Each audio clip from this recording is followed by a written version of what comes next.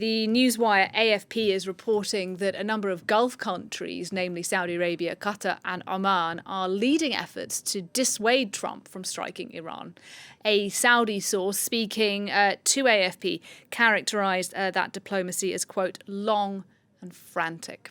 Well, with me to talk a bit about this is Leela Jacinto from France 24's Foreign Desk. Leela, it is clear then there are regional dimensions to what's happening in Iran. Absolutely. And AFP is not the only news organization to report this. There have been consistent reports in several news organizations.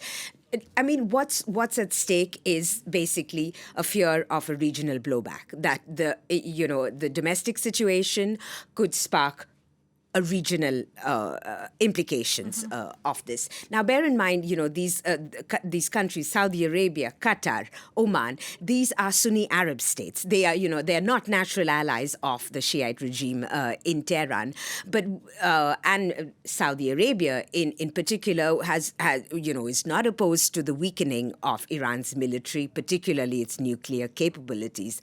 The fear, though, is the fall of the Iranian regime could bring about a scenario that is a lot worse. Because, Iran is a vast country. It shares borders with 7 countries, and all of them are watching this to see if there could have regional implications for this. Turkey, which does not share, yes, it does have a border with Iran, actually, is also particularly concerned. It is also a country that has been calling for a diplomatic solution to this crisis. Turkish Foreign Minister Hakan Fidan this morning warned of, call for a diplomatic solution. Because if you see, the map, Iran borders Iraq and Turkey. And if you see the ethnic dimensions on the map of Iran, there are ethnic groups.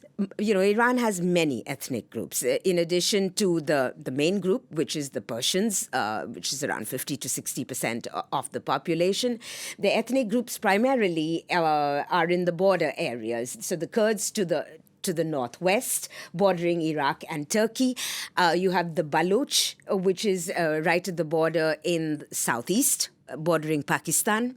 They are around 2% of the population. And then there are other minority groups. And there's an ethnic dimension to this security tapestry in Iran. The Turkish intelligence agency, MIT, has been in touch with the Iranian Revolutionary Guards, the IRGC, and they're both concerned about Kurdish fighters and weapons crossing the border, as this unrest continues. Now, Turkey is keenly watching, in particular, this one particular group. It's called the PJAK, which is linked, sort of the Iranian arm of the PKK, which is the Iranian-based Kurdish group. The Kurds are an important minority in Iran. They make up around 10% of the population. They have historically been opposed to the regime in Tehran. The last unrest that happened in 2022, which was sparked, if you remember, by the killing of Mahsa Amini over the headscarf issue. Mahsa Amini was a Kurdish young woman. And in fact, the Woman Life Freedom Movement, that very slogan, it's originally a Kurdish slogan. So this is a historical slogan. It's Jin Jian Azadi. It got Persianized into Zan Zendagi Azadi. But these Kurdish groups have a long history of mobilization, and Turkey is closely watching this. In the southeastern corner of Iran is the Baloch, in this province, Sistan, Balochistan. They have ethnic cousins across the border in Pakistan. And there are a number of militant groups, Sunni Islamist militant groups, that have functioned in this corner of Iran, opposed to Tehran. Over the past few years, and particularly after the Women Life Freedom protest, a lot of these groups sort of came under the umbrella of this militant group, Jaish al-Adal. And this region has also been seeing a lot of protests. What there is very little doubt about is in the vast number, the death toll of these latest protests also includes Iranian security officials who have been killed.